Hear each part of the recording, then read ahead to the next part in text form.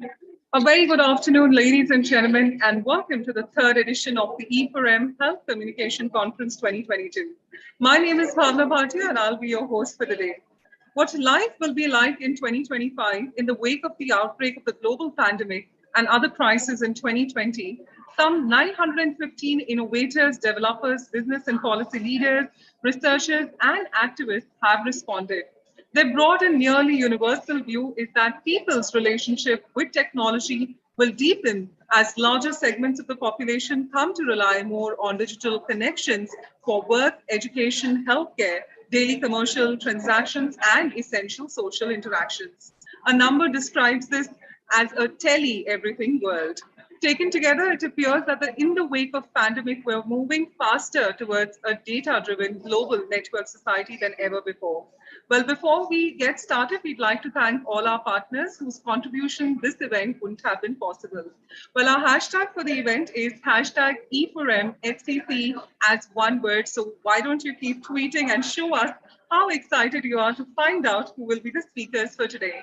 Also, we'd like to thank our partners. First up, the tagline being Be Real. Our gold partners being Teamwork Communication Group, delivering campaign that make a difference. Our co-gold partner being We Roots Wellness Solutions with lifelong stay young.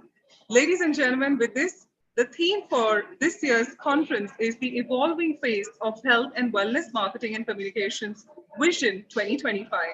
It is now my honor to call upon none other than Dr. Anurag Batra, Chairman and Editor-in-Chief, Exchange for Media Group and BW Business World, to kindly join us for the welcome address.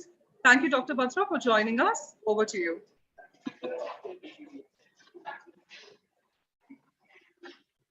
Good afternoon, Bhavna. It's my honor and privilege to welcome all of you to the third edition of the E4M HealthCom Marketing Communication Summit and Awards. This is the third edition. We are doing the conference and the conclave virtually, but in the evening in Mumbai, we have the third edition of the HealthCom Marketing Summit and Awards, and we look forward to the winners being celebrated and being awarded tonight. Let me say that we started this initiative at Exchange for Media much before COVID. We believed that health as an attribute and health as a category, both were very important for brands and businesses, and especially when it came to communicating health benefits. That, of course, post the pandemic has become very, very important for every business and every brand. Health has become a very central part of the communications of brands. Health attributes in products, services have become a very important part of communication. So really, in some way, God helped us see this trend much before Corona happened, and we were able to put together the first initiative in 2019. This year, the jury for the E4M HealthCom Awards was chaired by Dr. Arvind Lal, and you'll see the winners today. They've been selected through a robust jury process. Health is wealth. We've heard this adage many times in the past when we were younger and throughout our journey. In the last 30 odd months, we've really realized that health, immunity, well-being are all intertwined. Health, well-being, and immunity are important to our existence. And I think one of the positives of COVID has been the fact that organizations and individuals have become more health conscious, whether it's physical health, it's mental health, or it is overall well-being. And hence, health and health communication has become evolved and very specialized and very nuanced. E4M's HealthCom Awards and Summit recognizes that, celebrates that, and puts together the best practices out there. Today, you will see that more than 50 such winners will be awarded, and we'll showcase the award-winning entries editorially to be able to showcase what these best practices are, why certain entries won. So I hope you have a day of learnings, of good health throughout the day, and we look forward to celebrating the evening with you at the awards. Back to you, Bhavna. Good luck to all the award winners, and the ones that were shortlisted but didn't win. Keep up the good work. I'm sure you'll be able to win next year. Thank you. God bless you. Thank you so much, Dr. Batra, for joining us and giving us those valuable words right at the start of our event. Well, ladies and gentlemen, with this, I'd like to once again humbly thank our partners, Powered by Partners, SPAG, Be Real, Gold Partner Teamwork Communication Group delivering campaign that makes a difference, and co-gold partner being We Roots Wellness Solutions, Live Long, Stay Young. Could we now have the partner areas?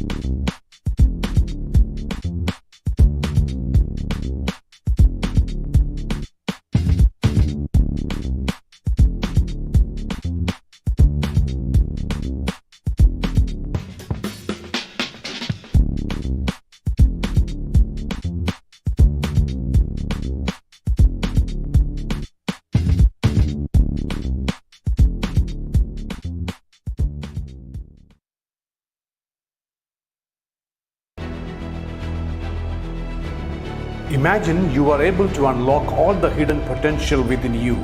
You perform at peak levels in all areas of life. You will be called as a superhuman. V-Roots stands to create such superhumans. V-Roots is all about the essence of life. However, our approach is deeply rooted in science. V-Roots believes in high levels of personalization, personalized diet plans, personalized fitness plans, even personalized yoga and meditations.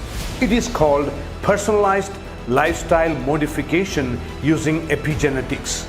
In fact, V-Roots is the first ever epigenetic lifestyle modification company in the world.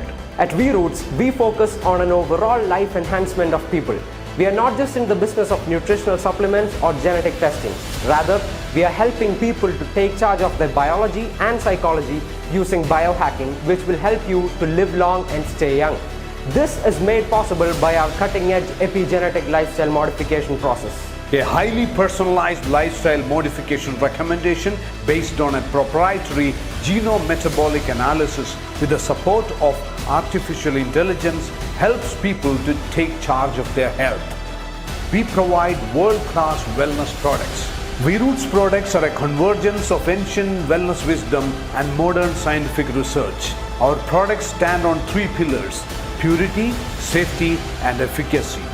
Our mission is to create a superhuman movement, which is possible only when we add a human touch into this scientific wellness process. V-Roots is in the forefront of next generation wellness revolution to create superhumans who are empowered by science to ignite their infinite potential.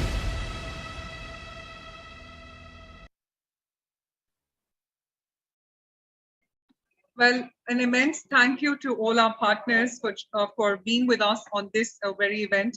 Well, ladies and gentlemen, first up, we've got the most exciting and awaited panel discussion for the day, which is health tech from hospitals to homes.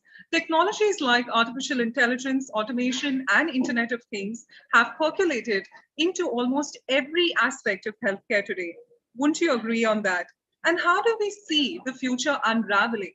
Well, with more healthcare mobile apps in the making, be it booking an ambulance in a click or getting tests done in a day without even stepping outside, do we really see cloud healthcare services becoming a thing and much more?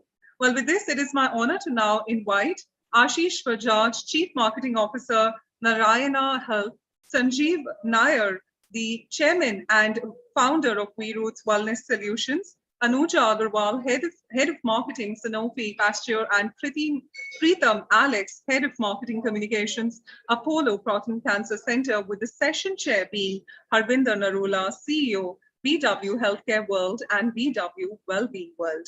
Well, it is an honor to have all of you join us, and it just stays with all our smiles on the screen and in the infectious energy that we are looking forward to your panel. Mr. Harvinder Narula, I think it's time for you to take forward as the session chair and continue the live data.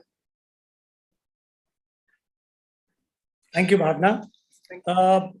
You know what? Technology has changed the way we look at healthcare today, and its allied services that are today accessed, delivered, and paid for.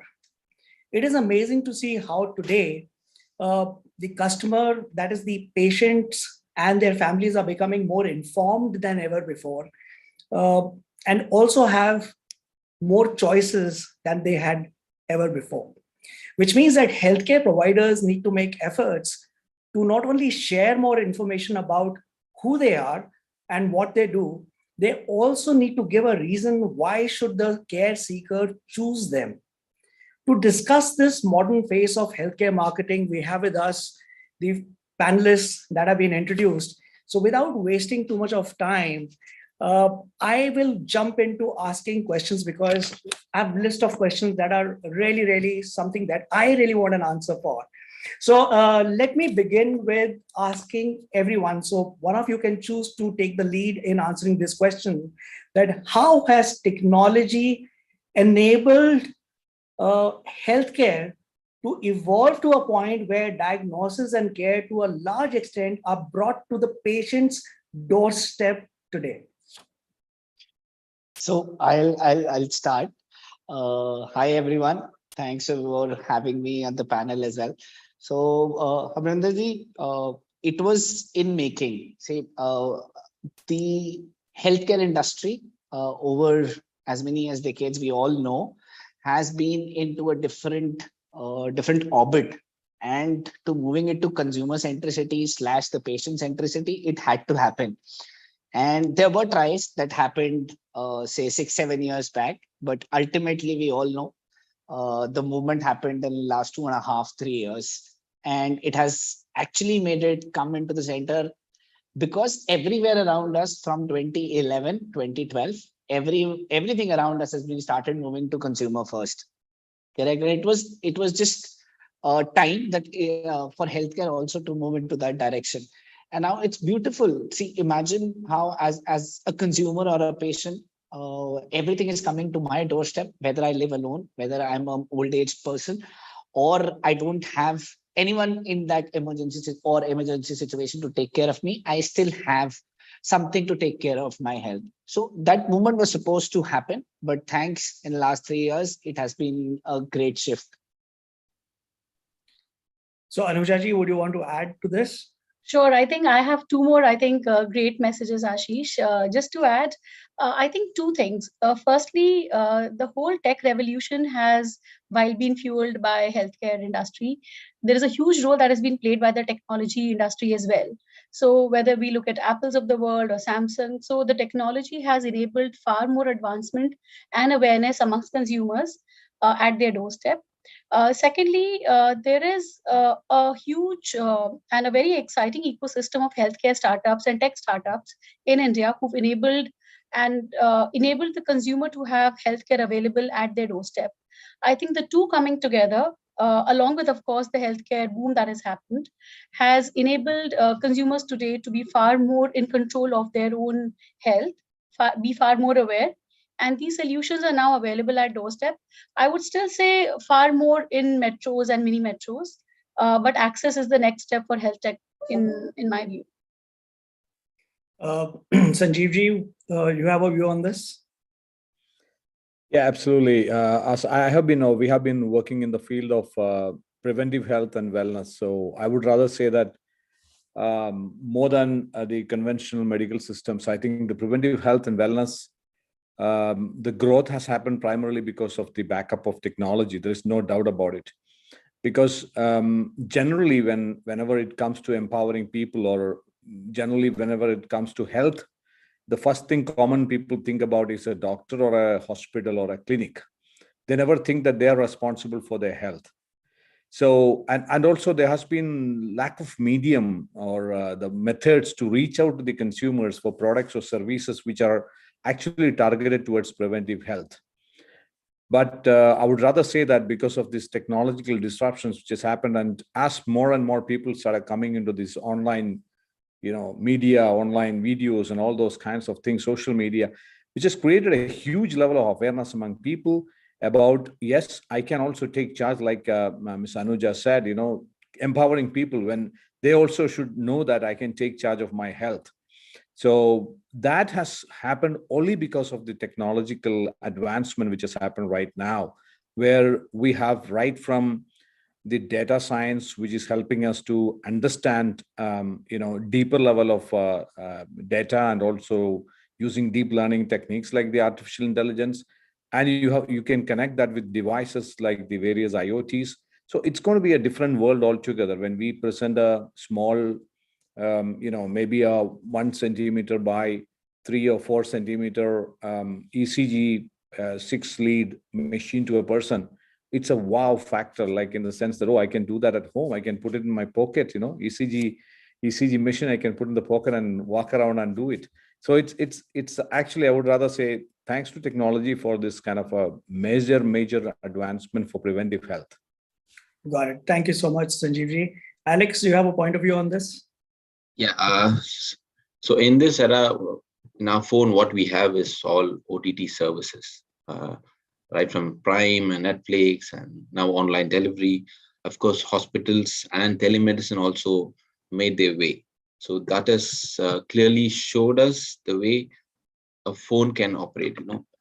Earlier it used to be, okay, let's go visit our family doctor immediately when you get a fever. Now, when you get a fever, immediately what you do is pick up your phone, either Google for a solution or use an app. So now, instead of Googling, where we present is in the app model. So something which is been evolving over these years. And I think, healthcare, and I would say not even technology, mobile phones is our closest buddy to, for this evolution. Got it. Ashish, let me come back to you. Now, one thing that pandemic has taught us is that the patient care can be provided at home, right? Now, do you think that the home care and the home services are finding increased level of acceptance? Because, these services have been in existence for many years, so the care provider was ready with it, but the acceptance levels were very low. Now, of course, the need got, came into forefront because of pandemic. But is there a role that marketing communications have played in growing this acceptance? Absolutely. As much as the environment was conducive for all the tech and telemedicine and home care solutions, I think marketing has played a great role in terms of providing the right kind of information for the consumer to be looking out, how to utilize these services. Those kind of content coming to us, how can I live with COVID, or how can I do a teleconsultation, as basic as that. And if there is a requirement of habit change, I think marketing has been the best solution for making that habit change in consumers. So that has been seen. A lot of healthcare brands came together and produced a lot of content, which could enable such influx of consumers in the right space in terms of using all the digital solutions. So I think it has a tremendous role which has been played over the last couple of years. But it doesn't end here. If I've got the way of telemedicine, it has to keep growing. So more and more use cases have to be told to the consumer, and the right form of usage has to be developed. So Preetham, let me come to you. What we have seen is that India is going through a phase where healthcare is plagued with suspicion from the point of view of the patient. What is it that the marketers are doing to overcome this challenge? Or do you see it as an opportunity for new age healthcare providers who are now providing direct to consumer or direct to patient services? How are you using it as an advantage for your organization? So yes, first I would say, as you always quoted, ours is a brand which always stands out. Any brand which stands out with respect to services, first consumers look at that, and how are we going to provide the best of the care. So our clinicians, our doctors are the next set of people who stand out to be unique amongst people in the market. And third, I would say the awareness which brings out the services and the technology and the best of treatments which are available in our country itself. So putting all three together, I think we will be able to differentiate ourselves and then use this opportunity to enhance and to promote what is best we have and what is best our consumers need. So I would see this as an opportunity rather than a challenge. Sanjeev ji, pandemic has raised levels of consciousness among people in general, and this has led to prevention, and which has further led to overall wellness or well-being. At least people are more mindful about it. So how is Viroots using technology to add quality of life to humans, taking preventive healthcare to the mainstream? I think wellness or preventive health, or rather, I would rather say wellness, has been a growing industry for the last maybe 2 decades, in this country, globally also, but especially in India. Since 2000, we have been seeing a lot of nutrition supplement companies, fitness centers, meditation centers, yoga studios coming up in big way. At the same time, there has been many of these medical practitioners who've been skeptic about the kind of growth of wellness products, because people started popping in so many different supplements, and they are jumping into different types of fitness programs. So we really don't know whether that is good for them or not. Popping in all these kinds of different supplements, and what is there a highly recommended thing, because it's all OTC and primarily sold online. That's even though I have been also selling nutrition supplements, that's the time I also started realizing the importance of personalization. Personalized health is so critical. And thanks to the personal genomic advancements which has happened in the world since 2003, since the human genomic, science is open to the world, there's been many companies which has been working. So 2018, that was the time we started working on this project of epigenetic lifestyle modification based on genomic and also metabolic and assessments. We started with genomic assessments. We created a major 250 health condition assessments, predisposition assessments primarily. But later we found that is not giving that kind of a good result, because even if you get this report and say that you have got risk for so many different factors, it is actually not helping you. Sometimes it may scare you also. So that's where we added the metabolic assessment into it, and our team of doctors curated the questions, and we created a mobile app, a very user-friendly mobile app. And then we brought in machine learning to converge or rather correlate this 250 genomic condition and also 70 metabolic conditions. And now what we are coming out with is a highly personalized lifestyle modification plan, which is something like an operating manual for the rest of the life. It is not that it's a solution for everything, but at the same time, you know exactly what kind of diseases for which you are carrying a higher risk, number one. Number two is that you also know that which are the factors, whether it's a nutrition factors or some other genetic factors, which are going to cause this. Maybe based on that, taking some, I would rather say informed choices. That is what WHO is talking about, this kind of process. Informed choices, you would be able to prevent or postpone the possibility of this kind of diseases. The advantage, or rather what we have seen the last 3 years, is that words like, you were talking about the post-COVID or COVID period, the words like DNA, words like genomic, words like genetics, which became very common. So I would rather say that, even though we did our MVP, the kind of test project in 2019, and we commercially launched in 2020 November, I would rather say that, we got such an amazing response in the market, which I'm sure that, it wouldn't have happened maybe in the pre-COVID, because the COVID has made people to understand themselves. They want to take charge. They don't want to leave or the responsibility of managing their health to somebody else. So if there is a possibility, and also there has been so many incidents like, people go to keto diet and get their kidney damaged. Somebody goes to the gym and go for the fitness, on the gym floor, they collapse. So people started realizing the importance of personalized health. And there, the question you asked to, I think, Ashish, I would rather add that, because marketing communications has played a major role in this whole space. Because earlier, when it comes to healthcare or medical, it was taboo. It's not like you cannot market. But now the advantage is that you have so much of content and great content writers out there. So they create beautiful contents which are useful for the public. You are not selling any product or service. You are actually providing information which is leading them to this kind of value added services. I would rather say the environment, the timing is so beautiful in this country for the services like what we are doing right now. I totally agree with you, Sanjeev ji, that we are moving more towards community building rather than selling as an objective, and selling actually is an outcome of building a community or a tribe around what you are doing. Anuja, you mentioned about the lack of services in tier 2, tier 3. So my next question is pointed towards that. Internet, we marketeers coined this term that the world is becoming smaller, the geographic boundaries are blurring. Similar thing is happening in the field of healthcare. Because of technology, the gap that existed between tier 2, tier 3, tier 1 is now getting bridged with the help of teleconsultations, telehealth, etc.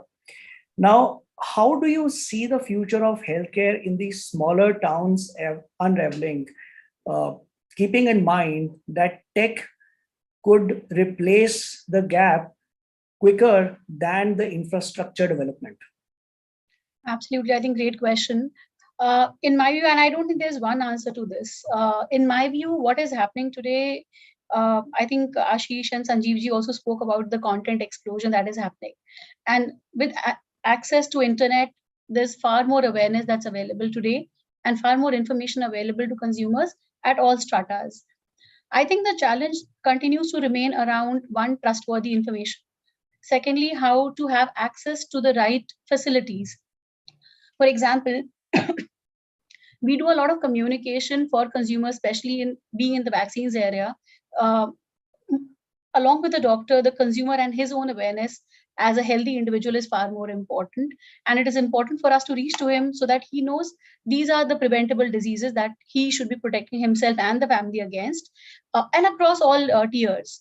Now, the challenge continues to be, for example, the innovations that we try to do are on languages. So we try to go as vernacular as possible. And that's a step for us to be heard far better in smaller geographies. For example, I remember we were doing a Facebook Live on one of the therapy areas, and my father-in-law said, "How many people actually listen to this in English?"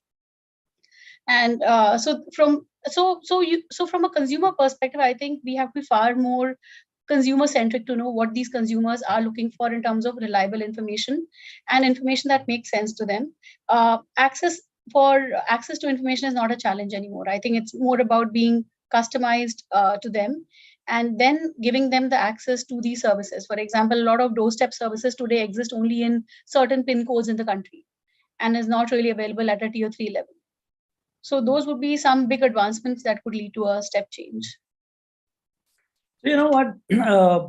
The biggest reason that came about, and it has been probably published in a lot of studies, that the biggest reason for dissatisfaction in healthcare that the patients usually complain about is a doctor does not hear them out. Doctor पूरा time नहीं देता, सुनता नहीं है हमारी बात, मेरे को वो कैसे केयर करेगा जब उसने मेरी पूरी बात सुनी नहीं है. So Now in this new age healthcare, where technology is taking precedence over physical connect with the healthcare provider, how do brands keep their communication and messaging relevant to create a human touch in the world which is led by technology? So, Preetham or anyone who wants to answer this. I can actually add a line here Yes, if you're okay. I think this is something very close to our heart. In terms of communication, what we at least try to do is to make sure that while doctor continues to remain at the center of the communication, how do we make it, like you rightly said, it's a mundane job for a doctor to repeat the same explanation after explanation, and to a consumer, it is the most important thing. So we actually have done a lot of solutions, which are some of which are in MVP stage also, to create counseling kits and counseling tools, both digital and physical, which takes away a lot of burden from the doctor in terms of pre-soaking the customer. There was also another piece of work we did to look at top 40 questions that people search on Google actually, and then create a kit which actually contained answers to all of those in forms of articles and videos. And that was pre-soaked in to the incoming patients who had an appointment for. However, this is a very ideal world scenario. We don't have all tools and equipments at all places, but wherever this is done, it frees up a lot of time from the doctor in the interaction with the parent or with the adult, and really spend time on more meaningful conversation which the parent is looking for. So yeah, I think it is highly critical and very underrated at today's point in time. Preetham, back to you. So I have two submissions in this. Basically, whatever technology comes in, patient patient really wants to interact with doctors. And for example, our consultations in our unit, the TAT is around 1.5 hours. So literally 1.5 hours, doctors are sit and make sure, they clear their doubts and everything. So technology, even if it's a virtual consultation, which happens across the world, it still goes for hours.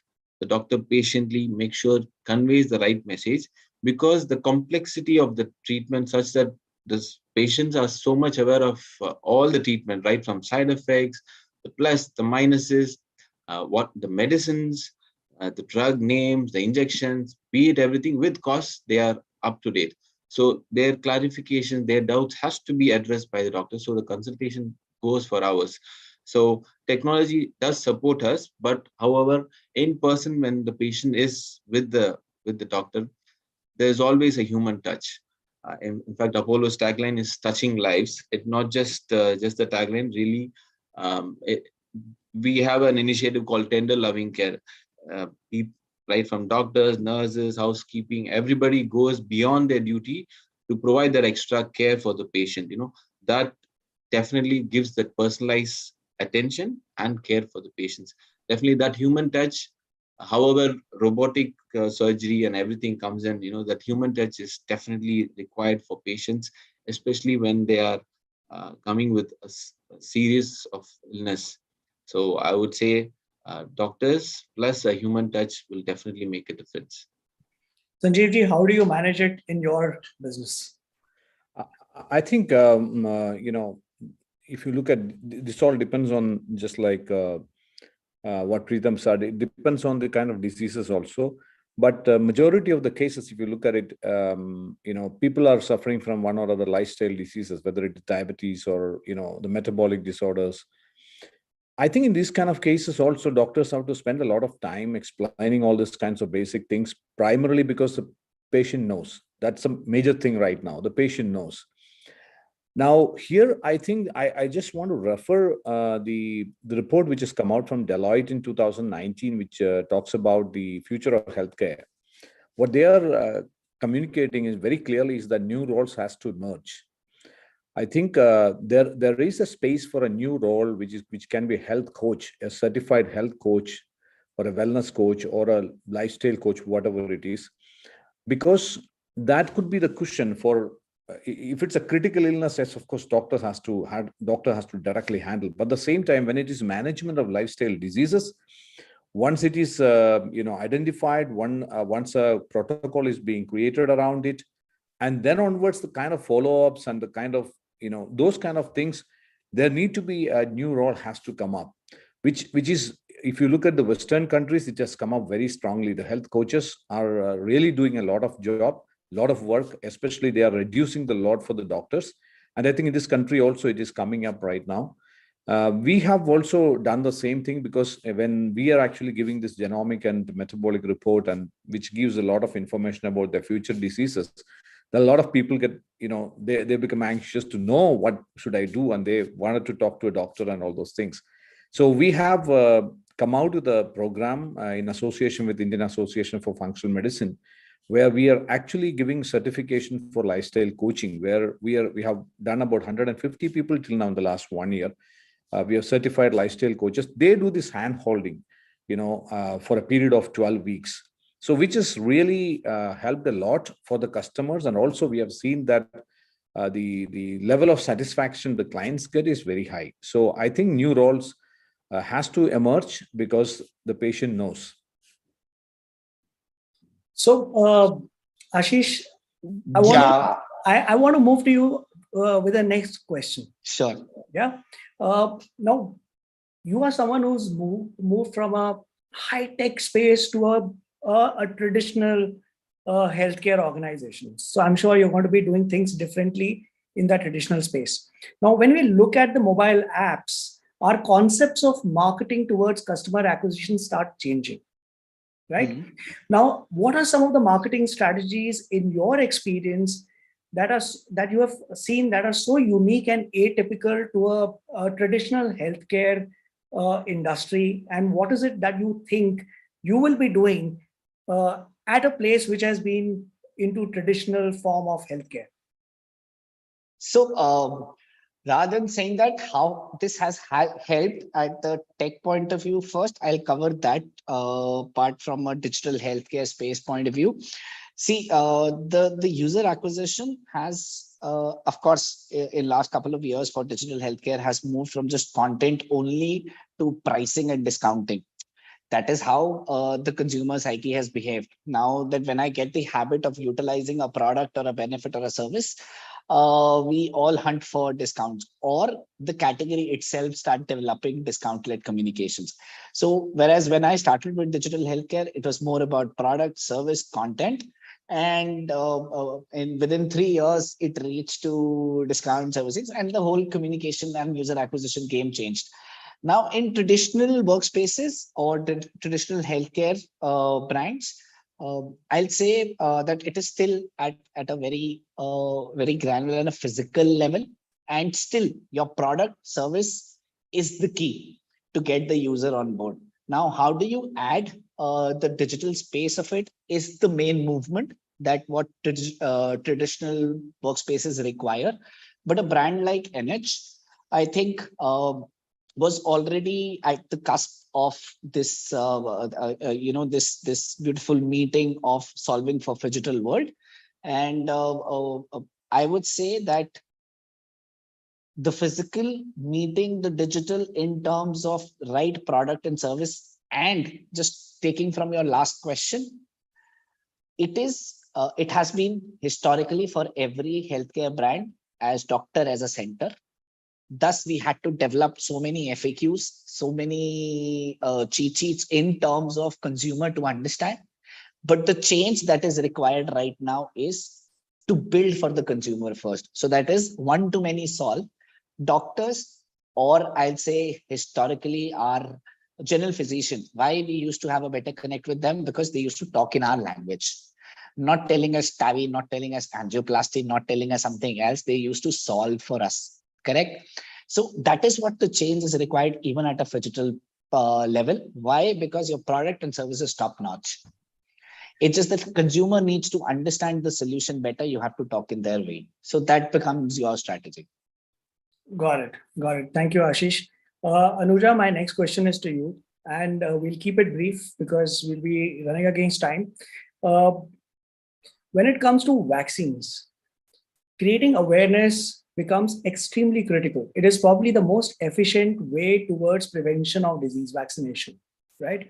With this new age marketing communication, do you think it is becoming easier today to educate people than it was earlier, with mobile being accessible to everyone? And what are some of the ways that you are engaging with people, which is different from before? So I think two great questions in one. It is definitely becoming easier, and I think the biggest reason besides internet being available is COVID. With COVID coming in, the whole awareness around vaccination has gone up significantly. Earlier, the assumption was that vaccination or the belief was that vaccination is only for my child, maybe a child who's around 2 years or younger, and my doctor will guide me on vaccination. Today, the whole explosion around adult immunization is far higher. You'll be surprised to know India has an adult immunization rate of less than 2% for a disease like influenza, which is actually quite commonplace, and the vaccine is fairly available for decades. Having said that, I think it is far more awareness around vaccination today that has been driven by COVID in conjunction to the technology that has led to a far more openness around it. In terms of what we do as vaccines, how do we look at marketing differently? I think we have identified a two-pronged approach. We look at consumer at the center and see who are his influencers. He primarily has two influencers. One is the doctor himself, and second, since we deal largely in pediatric vaccination, the second influencer is this community of mothers. So there are a thriving community of mother influencers and digital opinion leaders.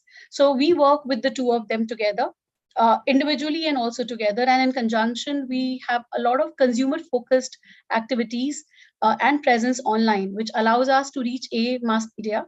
Secondly, also have the influencers talk to the consumers in the language that they understand, similar to the physician thing that Ashish mentioned. And this coming together allows for a lot of questions and awareness around vaccination. For example, a recent Facebook Live that we did, we had a lot of questions, not just on influenza, but also on general immunity waning around kids. Earlier, no mother of a child 4-year-old would really consider that my child is not protected against certain diseases. But with COVID and such social awareness events that a lot of organizations run today, especially in preventable health, this is becoming our new mainstream strategy. And we've seen it work very well. Got it. Sanjeev ji, my question to you is that you are marketing a very innovative service and you call it epigenetic lifestyle modification.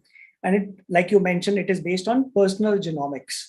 Now, how important is marketing communication in making this reach to the masses and have them understood in the manner that you want them to understand? I think out of all the people who are there in the panel, rather say ours has got the maximum kind of dependence on the marketing communication, because this is whatever we are doing, everything is innovative and new to people. Even the fact that people come to know when I see my DNA can be decoded. What is this DNA all about? What is this gene? What is this chromosome? Everything is new. So and a very complex science and a complex subject has to be simplified and put it across to the public. That is where a brilliant communication strategy is required. I think whatever we could do till now in the last 1.5 years is because we have been really focusing on that. We have been really focusing on breaking down complex information into simple, understandable formats with the help of a lot of some of our media friends also. So that has been our continuous exercise. Still we are working on it. I think for us, marketing communications is the key to reach out to the people and educate them. Got it. So my last question and closing question, because we've already run over time. I want each one of you to give me that one healthcare marketing trend that we cannot ignore in the next 12 months. So starting with Preetham. I would say communicating treatment, diagnosis, and the technology which we have through meme campaigns. So which is something hospitals have not touched.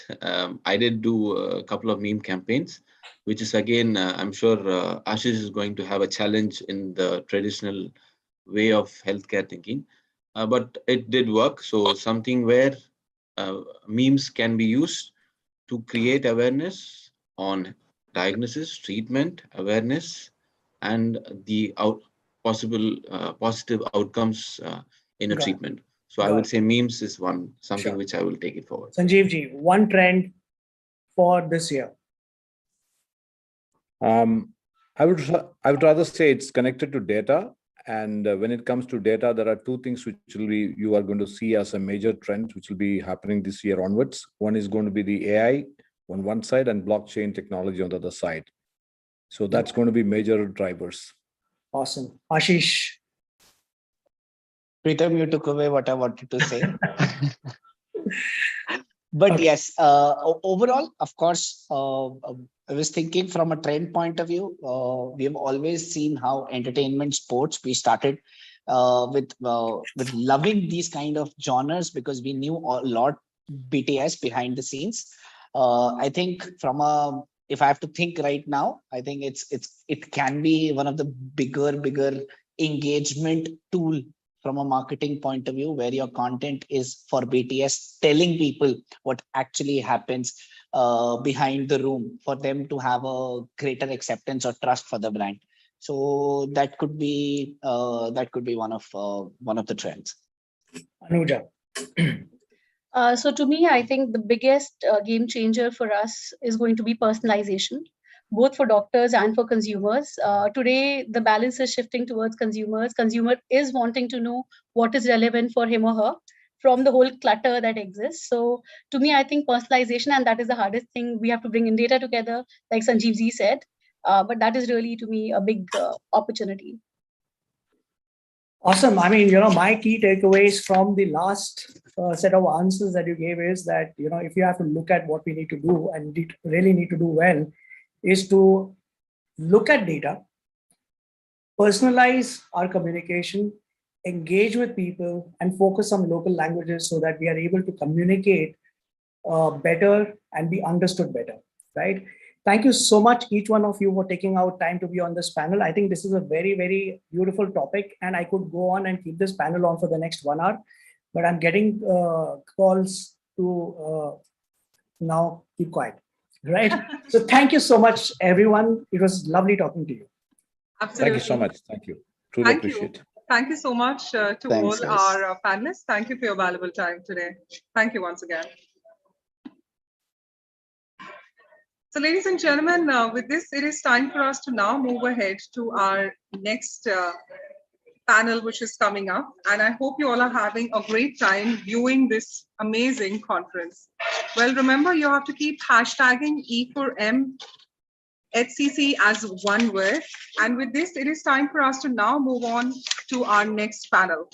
Well, ladies and gentlemen, it is time for yet another engaging panel discussion to talk about health as a sellable asset for marketeers and brands, where we learn the use of empathy, emotional approach, strategies to market health, as well as wellness to the masses, also, which means to sell your product, service to the consumer-driven Indian market. With this, may I please now invite on the screen Abhishek Gupta, Chief Marketing Officer, Edelweiss Tokyo Life Insurance, Venkat Erpina, Vice President, Marketing Fast Enough, Samta Datta, General Manager, Marketing, Sooth Healthcare, Samyukta Iyer, Vice President and Head of Marketing, Kaya Limited, and the session chair being Rashmi Tosar, the founder, CEO of Brandcare. Well, with this, I'd like to humbly welcome all our esteemed panelists on the screen. Thank you so much for your valuable time. With this, the screen is all yours. Rashmi, it is over to you to take it forth with your exciting panel. And it's great to see so much energy and exuberance on the screen. We're looking forward to your panel now. Over to you. Thank you so much, Bhavna. Thanks a lot. Pleasure. Thank you. Yep.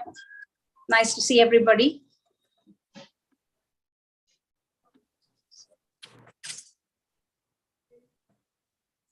Hi, can you hear me? Yes. Yes, we can. We can. Yes.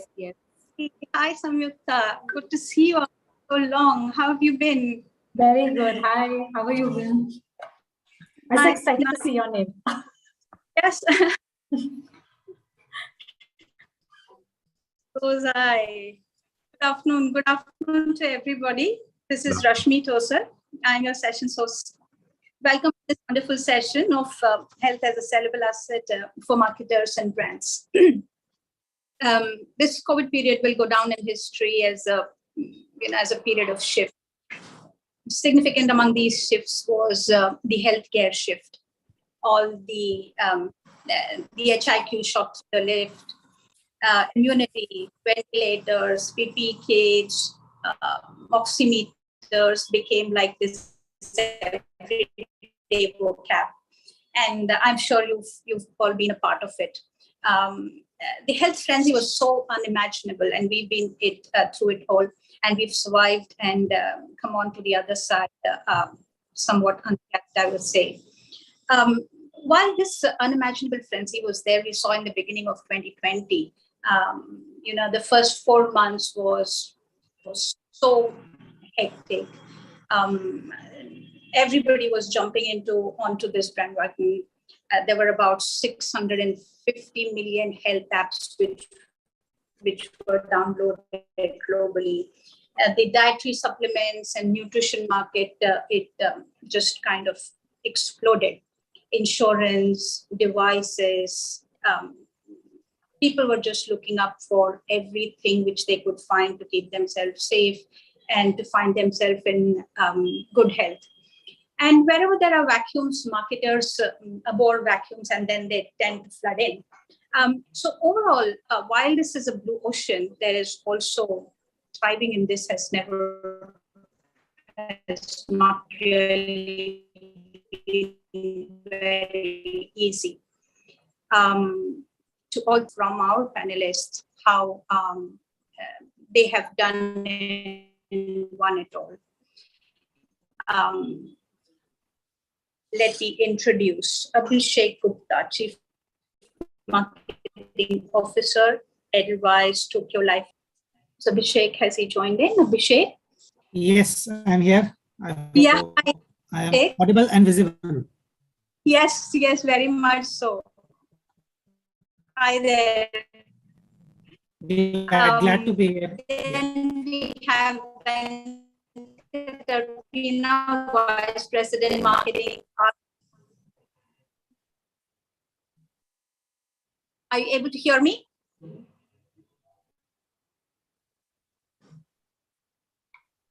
Hello. Hi, Rashmi. Can you hear me? Yes, I can hear you. Yeah, I can hear you, Venkat. Yes. Hello, everyone. Nice to see you. Nice. Yes, very good to meet you.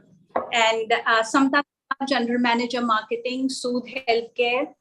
Hi, Samta.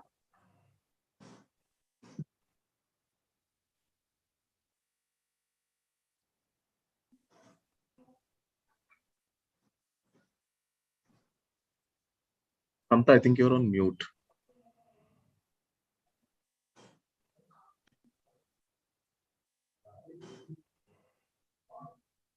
Samta?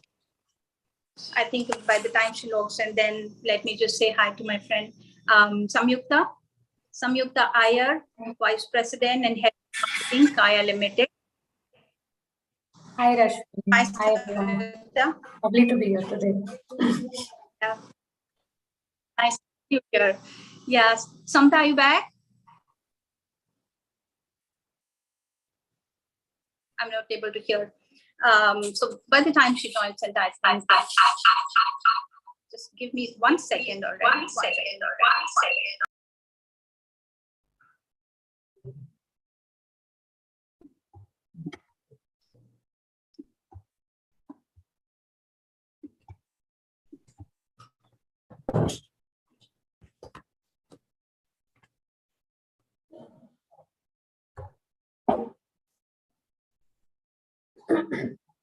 I just changed to a better Wi-Fi.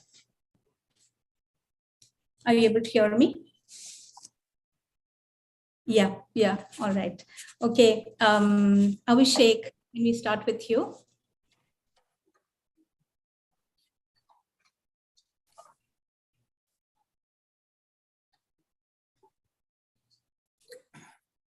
Okay. I think you're on mute, Abhishek. No. Yeah, can we start? So, yeah, I actually was thinking that probably there's a question coming. So. Yes, I was going to talk to you. I couldn't hear you. I'm sorry. I was just saying that these are times of, extreme variability, and during these time, trust takes a downturn. How do you think pandemic has impacted communication? You're very right, Rashmi.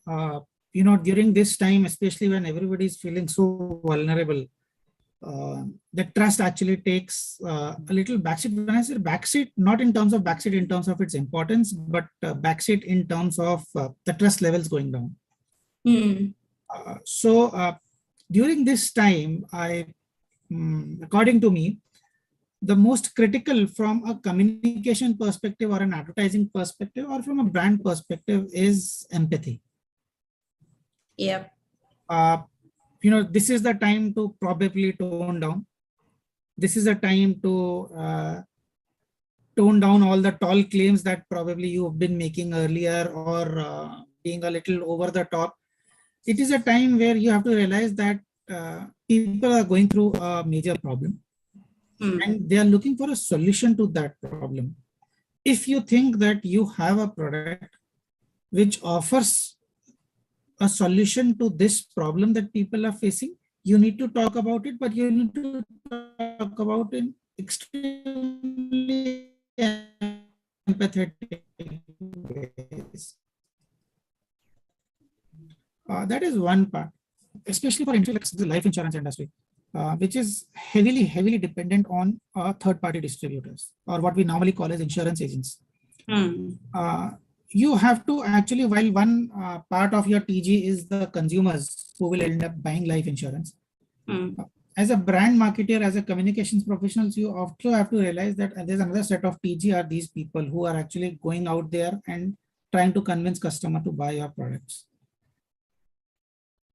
It's time to show empathy towards them as well. It's time to ensure that they are well equipped to handle the change which is happening. So don't just look at only your end consumers, look at intermediaries also. And for industries like us, where intermediaries play a huge role, I think take a backseat and go and understand their problems as well. Yes. Sure, I think that's very important. What do you think? I mean, it's balancing, you very rightly said, balancing sales and communications is a very important thing. The pressure is to sell to your clients while also developing long-term relations with them. And for health insurance professionals, it's a kind of a tightrope walk where consumers are expecting agents to be their trusted advisor to, tell them about health plans. But you're not just there to educate your clients. You have sales goals to meet and stay in business. How do you maintain this balance of empathy? It's quite difficult. On one side, you have to be looking at how you're going to make the business, and but on the other side, you have to also be their advisor, find that very critical element of trust. So while Rashmi, this question is not only valid during a pandemic or any crisis. It is always there. Yes. That how do you balance? What kind of initiatives or communication do you balance? And probably I'm going to say something which is going to be hugely unpopular or probably goes against the conventional marketing wisdom. During times of crisis, you need to first speak to the people who are close to you, which are your intermediaries. So my priority, my balance would go tilt in favor of them during this crisis, because these are the people. Please understand the mindset of an insurance professional. This guy has been selling, or this guy is only, I'm using as a metaphor, it is not gender specific. This person has been selling life insurance for ages and ages and ages by meeting face to face. And that's the only way this person knows how to sell insurance. If there is no meeting, this person cannot sell. Because insurance takes time to convince customers, and therefore you need to meet customers. Suddenly in the pandemic, that thing is gone. You can't meet the customers. However, you still have a house to run. You still are answerable to the commitments to the business,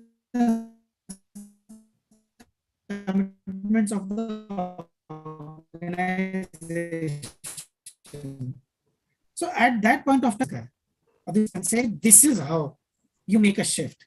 This is how you start selling in a mix of video-based plus text-based plus WhatsApp-based, plus if possible, go and meet the customer under safe conditions. But this is how you do it. And it is very important for me to handhold this person. So yes, at this point of time, what we did, we actually focused in terms of the balance more towards the distributor than less towards the consumers. When I say less towards the consumer, it doesn't mean that we are completely neglecting the consumers, but in terms of the effort. However, yes, consumers also need to be told, and here also, my focus was more on my existing customers, telling them that I am there. In case something happens, you have placed trust in us when you bought a product from us. And what we had given you at that time was just a promise. I had not given anything else. It was a piece of paper and a promise. So I am here to honor that promise today, should you need help. So my focus was first on my existing customers. And at that point of time, you also realize that since consumers are feeling vulnerable, whenever the vulnerability increases, the demand for our product increases. That is very clear. When you start realizing, oh shit, mujhe kuch ho sakta hai, sorry, something can go wrong with me, that's when you start looking at products which hedge the risk. And therefore insurance demand goes up. So yes, it's a time that we also need to ensure that consumers who are looking for insurance are getting the best product according to their need. But if I have to ask in terms of the order, first is my intermediaries, then is my existing customers, then is my prospective customers in terms of crisis. I think that's a very, very valid point you've made, Abhishek, that especially when you're selling at the point of vulnerability, it's very important to say that I'm there for you. And that I think is a takeaway from here, just being able to say that I'm there for you. Think your screen. Yes. Are you able to hear me? Somehow my my connection today is not too great. Please let me know. All right. Okay. Thank you. Thank you, Abhishek. We'll come back to you. Venkat, if I may ask you, tell us a little bit more about the philosophy of Fast and Up. Okay. Great. So I think when it comes to Fasten Up, it is a 5 years old brand in Indian market. So we are basically into active and sports nutrition. So I would say, I think today, if you take 3 out of 4 sports candidates, I think they use Fasten Up products. Either you take Indian cricket team, you take 90% of the runners use this product. So I think we have built a lot of trust around these products. I think we brought in new technology into the market, where I think Fasten Up is the first brand to bring in effervescent technology into India. Where all the products, like let's say, for example, if you take many brands are in liquid form, powder form, but we are the one who brought in effervescent. We trusted in it. We brought into Indian market. And today, as I mentioned, I think out of every 4 sports persons, I think 2 to 3 sports persons are using our products. So I think the major value we created is, I think starting from manufacturing factories, the way products labeled, the way products delivered, everywhere we try to maintain authenticity. We try to evolve as the market started building. Also, we made sure that more than pushing product into the market, we try to pull audience by having very strong communication, which gives more information around aspects like, for example, effervescent is new to India 5 years back. Today, being a #1 brand in effervescent, I think I can say that within the mix of products, like let's say in sports nutrition or nutraceuticals, I think we have 3 different formats. I think fastest growing format is effervescent. So I think we were able to build that line, being very strong on authenticity side, as well as I can say customer orientation, service, everything. Yeah. So our value is being very authentic and having very high quality production in place. And as we are the first one to bring in effervescent, I think we are the one, even today, we are the number one in manufacturing as well as on sales front on effervescent side. So our core value is highest quality and customer service. Yeah, because every day there are about, within India itself, there are about 27 to 30 new brands of health and nutrition supplements being launched. And they are in several different categories. How important is it that, you stay very true to your niche? How important is that? Yeah, so let me start with our own example. Today, I think when we started, our first cohort was runners in India. So we want to activate that category and we want to fuel all those runs happening across the India. I think even today, 90% of the runners use our product to fuel their run. So I think being any technology that we are building or any new product that we are launching or even the service that we are bringing in, I think if you define your own niche, your own cohort very clearly, I think servicing that cohort and niche at top-notch level is very important.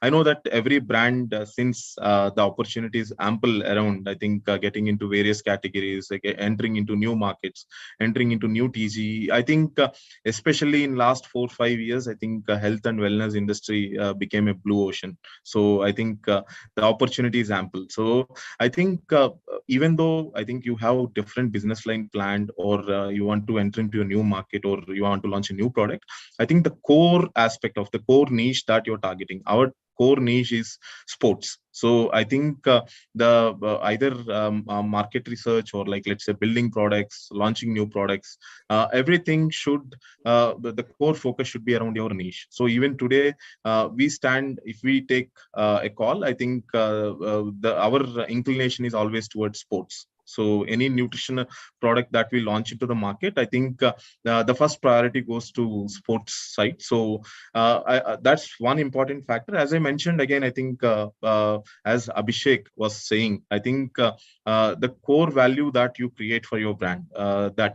authenticity that you create for your brand, use that value. For example, on insurance side, if you promise something and next you don't deliver that, for sure, I think that customer goes to another brand. So I think authenticity is the utmost important thing for any brand to have your own niche, where your own niche will build your revenues. I think, in fact, I think chasing new customer versus focusing on your own niche and is going to be building better revenues, qualified revenues, which will sustain. Yeah. Thank you for that, Venkat. I also had a small question here. Do you think you've been using brand ambassadors as Varun and there's Shilpa Shetty? How much do you think they play a role in being very focused to your own niche? Do they add a great value? Do they bring with them followers? Do they really raise your perception within this niche? How important are they? And what value do they bring in? Yeah, so I think the way, even I think we can call it as we can call them celebrities or influencers or whatever. I think today, I think the way influencer, I think the word used, I think that is shaping up really in a different line, where previously it's more of selling products through influencers. I think today influencer or celebrity is used to create a tone for your brand. Like, let's say if you take Varun Dhawan or Shilpa Shetty, they are more into fitness, more into I think they are more towards active lifestyle. So I think we picked those two celebrities to create a certain tone for our brand. Again, for example, they are popular in certain states, so we want to make sure that our product is toned, or the product is the image of the product, image of our brand is created in a way so that that's the reason we picked those two celebrities, and that helped us a lot in last 2 years. I think either you take it as a brand visibility, brand existence, or brand growth. I think all three fronts, I think those two celebrities helped us a lot. In fact, since they are into fitness and active lifestyle, and many followers follow them for those two reasons, because they are active and they are fit. So I think that they were able to add that value to our brand for sure. Yeah, I read somewhere you've been calling them good vibes officer. I think that's a very interesting term, which is I think a little bit more than a celebrity or just an influencer. They just create that good vibes. It's a very nice term, and yeah, I think it's a start. Thank you. Thank you so much. And Samta, are you there? Yes, I'm there. Not able to hear her. Can you hear me? Yes, now I can, and I can see you also. I think we missed your introduction. Samta Datta, GM Marketing. Nice to meet you, Samta. This is Rashmi Kosar here.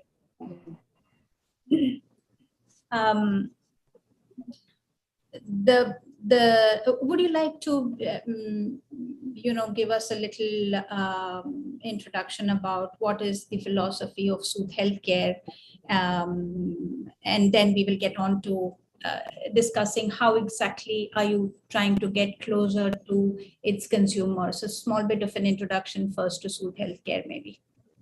So I think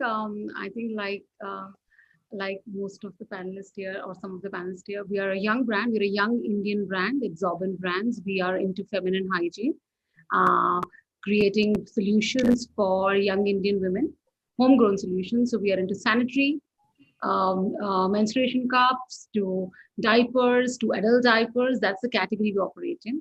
We fundamentally believe that Indian women and Indian intimate hygiene has been ignored and dominated by global players for the longest time.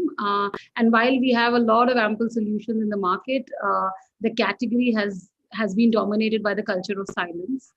So we are here to actually offer our products, and also in somewhat fashion sort of push the envelope on the culture of silence. So,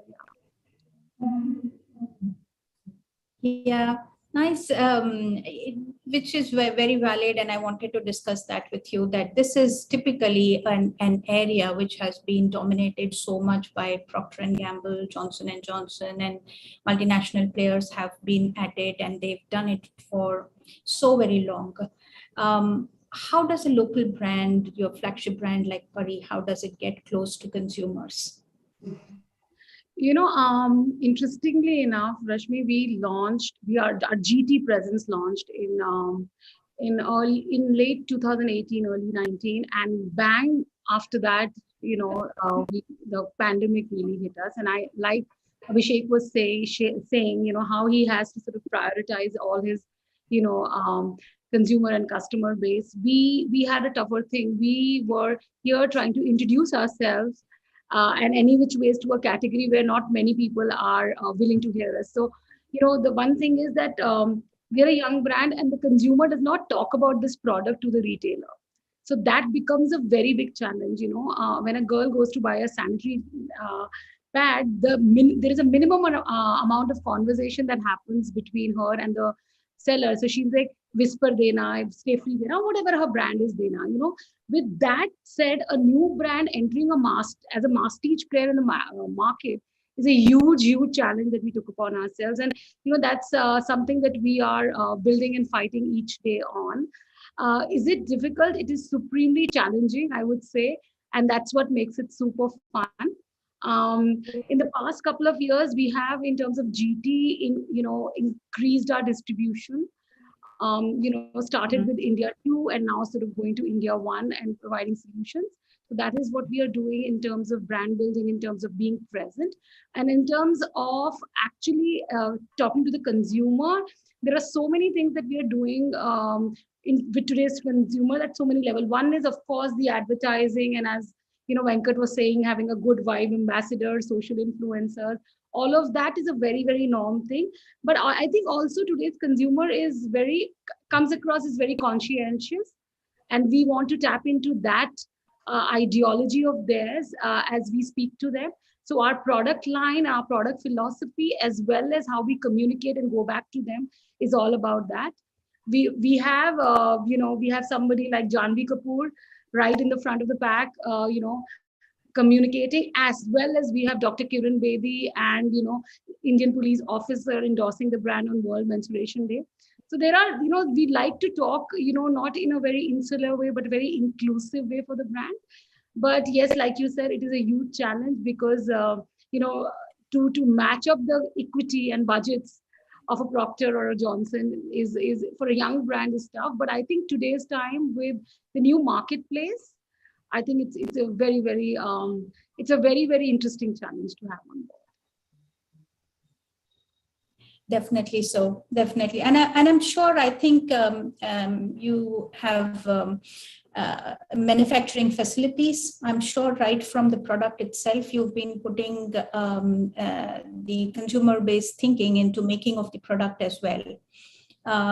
Does anything happen there from the time that you're conceptualizing the product? Has anything happened which is very local, which is very India-centric, and which might give you an edge over the multinationals? That's the basic product itself. Yeah. You have products across, I think, women's health, and also I think kids health and adult health. So in each of these segments, does the thinking of going local start from the time that the product is being conceptualized, that the product is being thought? Thank you, Rashmi. That's a very, very important and valid question as we own up in the category. One of the things that we, on an ongoing basis, study about the category, and especially the dominated leaders in the market, is that while they are there, I mean, your supply chain cannot be matched, while their marketing budgets cannot be matched. I think in terms of product, definitely, I think the innovation funnel has been very, very limited. If I may say so. The women health and hygiene, intimate hygiene has been so ignored because firstly, it's not talked about.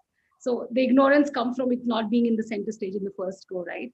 So, we are using products and the competition is using products which are so bad for your intimate hygiene because, like every other area of your body, while you're menstruating, you need everything that you do need to be breathable, and it has to ensure that, you are covered, you are leakage free and all of that. But at the same time, you need to be breathable, right? You need to be airy, you need to be having your, you need to be open, right? In that sense. So in those terms, we realize that, and that came from empathy as a product philosophy, that, we have to come up with products that actually can really tally to that. One of our premium product offering, which is Prima, is a breathable pad, that ensures that, during even your heavy flow days, even as we are a leakage champion, even on those days, you are breathable down there and you are not suffocated with a plastic sheet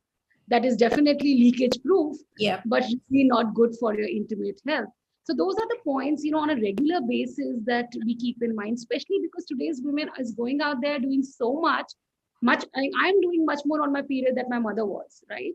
I'm going out, I'm going in, I'm wearing a pant, I'm changing in, I'm going. So all of those, for the modern Indian women need to be kept in mind as you create offerings. And as we go forward, that has been a very, very strong leg of our thinking and our philosophy.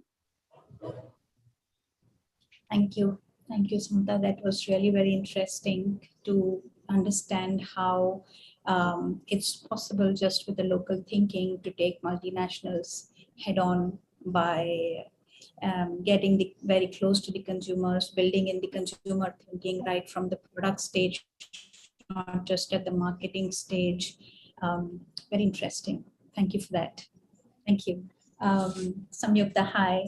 I have a question for you. And I'm sure Kaya is a case study, and everybody would like to know what's been done right. From the services model, I think a lot of introduction of products have also happened now.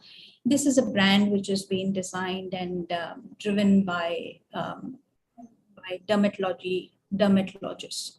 How do you maintain this balance of science and emotion? It's a very deep question, actually, Rashmi. Thanks for that. I'm sure it got all of us thinking. I think there's this very famous quote by Thich Nhat Hanh, and basically it's a very simple philosophy, but it really runs very deep. It speaks about saying that keeping your body healthy is an expression of, gratitude to the whole cosmos.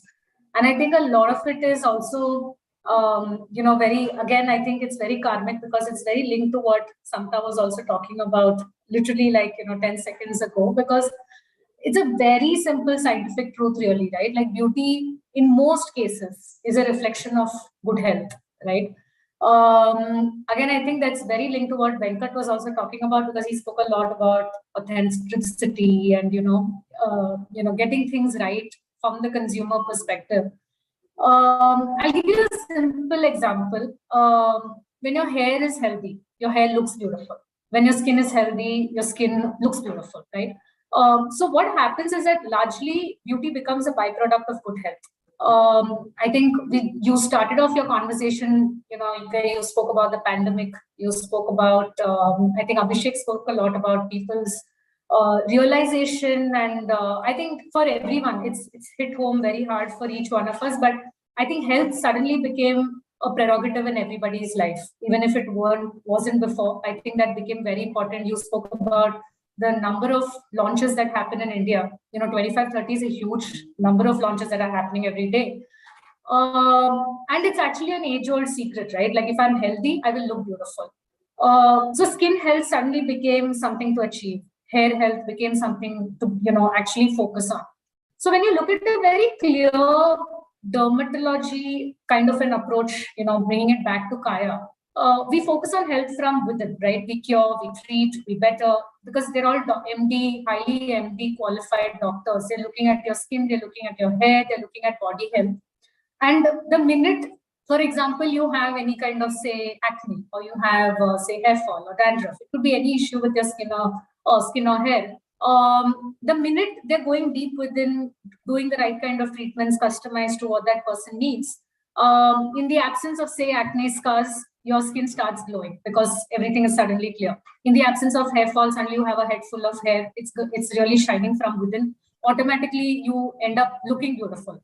And because science has been used, from within to kind of, treat everything from the outside, and it looks beautiful, the emotion that manifests because of this is an emotion of happiness. There's an emotion of freedom. There's an emotion of, I think Samta spoke about independence. You spoke about inclusivity.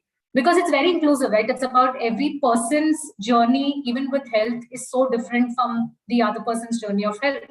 And that's really where we are. It's literally like saying you look good, you feel good, and automatically there's this entire, spurge of happiness that's kind of got around.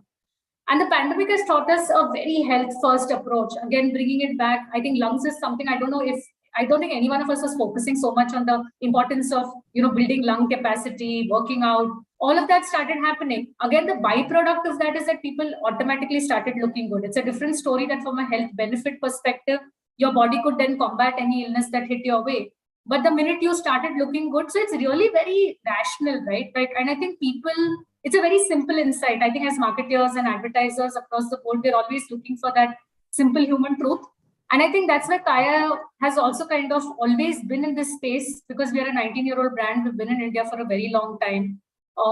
And it's a very simple approach. If I am healthy, I end up looking good by default, and I end up looking good. I end up feeling good. I end up feeling good. So I'm happy. So it's a very simple mantra. To answer your question, the science is the how-to. It helps you achieve that. Beauty becomes the outcome. And I think emotion is just a manifestation, a very FYI manifestation, if I were to call it that. Thank you. Thank you, Samta. Thank you very much for that. I think we are just about warming up, and we can just go on forever with this discussion. Maybe we should take it offline sometime when we meet again. Thank you so much, everybody. And it was really my pleasure hosting this. Thank you all. Thank you so much. Thank you. Thank you so much. Well, with this, ladies and gentlemen, thank you, Abhishek. Thank you, Venkat. Thank you, Samta. Thank you, Samita. Thank you, Rashmi. So, ladies and gentlemen, with this, it is time for us to now break in for a coffee break. Let's regenerate ourselves with a cup of coffee or tea to your choice. And let's resume back at 3:50 p.m. Indian Standard Time. Thank you once again. Thank you. Bye. So, ladies and gentlemen, at 3:50 p.m. Indian Standard Time, we're going to be having a great panel discussion coming up, which is going to be the final discussion. And post that, of course, we'd request you to join us for the awards, which will be happening shortly. So thank you all. This is me, Bhavna Bhatia. I'd request the team to now await so that we can have, in the next 20 minutes, our panel discussion starting. Thank you once again.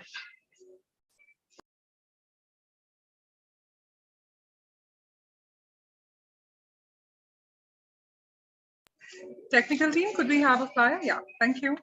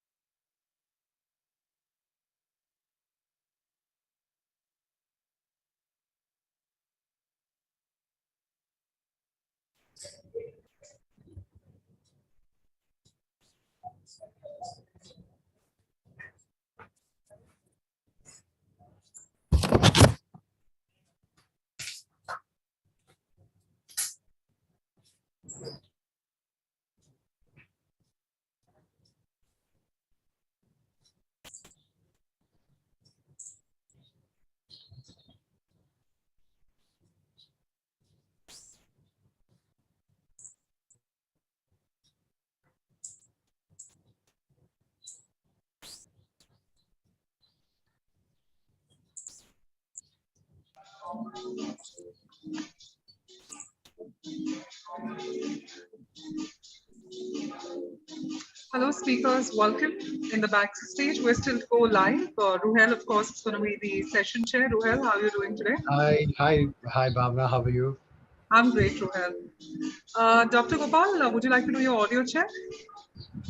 Hello. Good afternoon. Good afternoon. Hi, Dr. Gopal. I believe Ms. Piali has already done her audio check. I haven't actually, no. Okay, perfect. We can It's hear you. audible. Yeah, it's audible. Good afternoon. Hi, good Good afternoon. afternoon, Dr. Answer, Gupta. good afternoon. How are we? All good, all sorted. Very exciting panel here. Thank you, sir. Thank you very much. All right, so I believe just allow us some time. Let's just put our video and audio off. We're live right now, so let's just put the audio and video off. Thank you. Am I audible, ma'am? Yes, Dr. Gupta, you are. Thank you.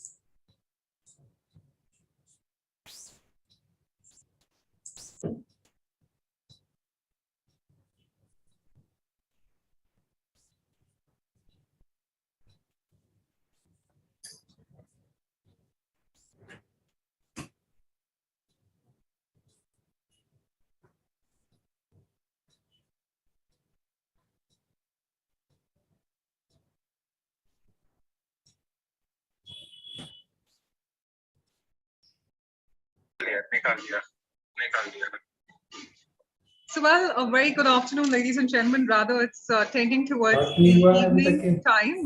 It is time for us to now get to our final panel discussion. Well, what an engaging conference this has turned out to be. And it is now time for a rather very engaging panel discussion, which will be talking about implementing a preventive approach to combat mental health concerns, workplace, and beyond. While measuring progress on workplace mental health, its promotion and measures, what can the corporates do to create a safe environment for people with mental illness? And how can we make India Inc. more inclusive for people with mental illness?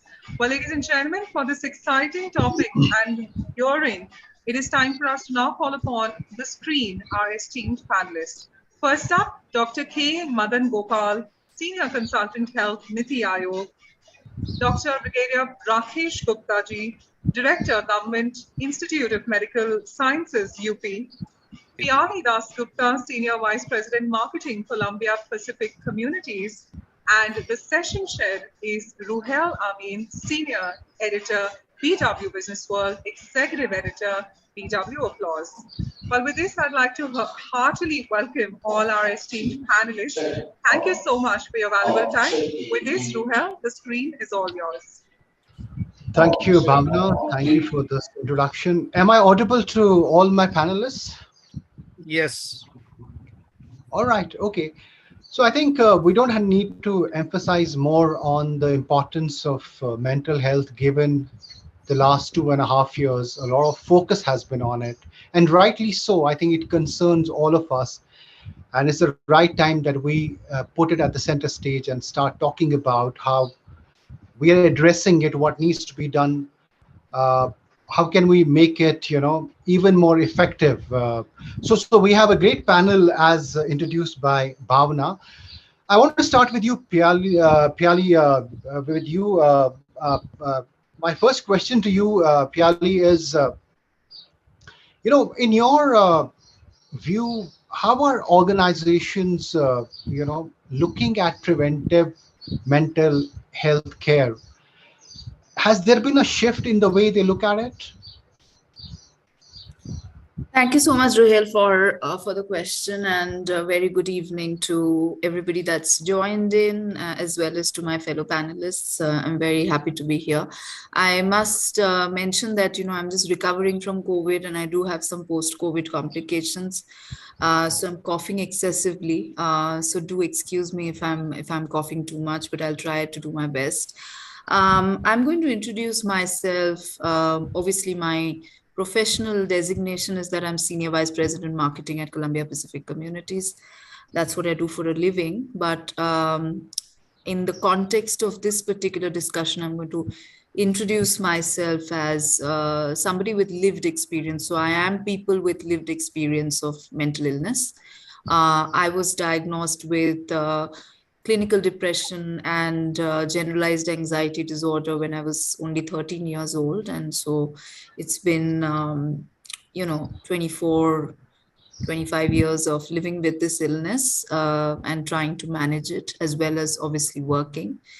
And from time to time, I am requested to be part of panels because I also do a lot of advocacy work on mental health. And I have my own podcast as well, and certain publications ask me to write about this particular topic. And I've always said that we haven't even scratched the surface as far as doing something on mental health is concerned. We are very, very far behind.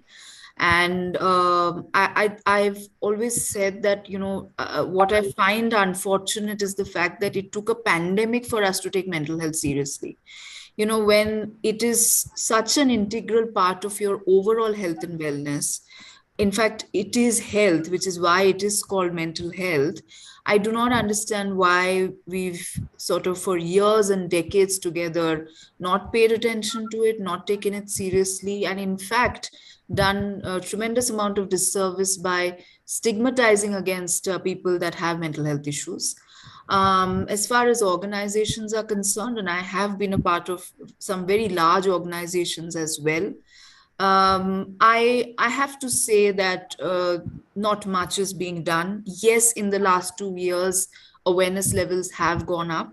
There is no denying it. Yes, I think today HR functions are taking it a lot more seriously. There are conversations happening with the leadership. They would probably do a bunch of surveys, like a pulse survey or a Kerasac, survey to figure out, how their employees are doing.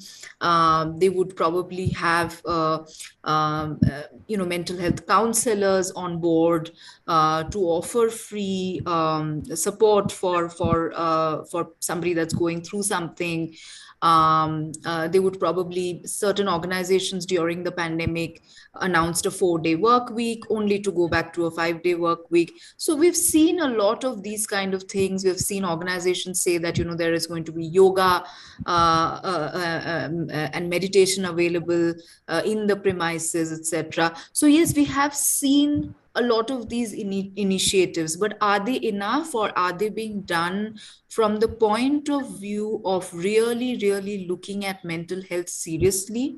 Or are they being done from the point of view of, hey, this is something that is going to increase my productivity and is going to help me get better ROI?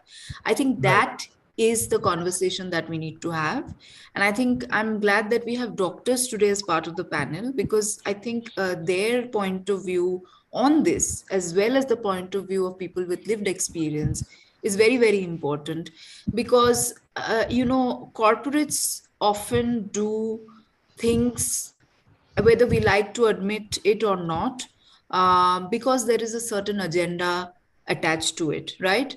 I mean, you could do a whole bunch of HR related mental health activities, but that could be ultimately because you want to, let's say, look at certain business objectives like, better attrition rates or higher productivity, or, Yeah, at more times, sorry to hours. interrupt. Yeah, at times just a tick mark. But I have a At separate times question just to for take that. mark. Yeah, Yeah, I have a separate question for that. I'll come to it. Let me go to Dr. Gupta at this stage, absolutely. Yeah. with his initial remarks on implementing a preventive approach. When we talk about it, how far have we come in this conversation, according to you?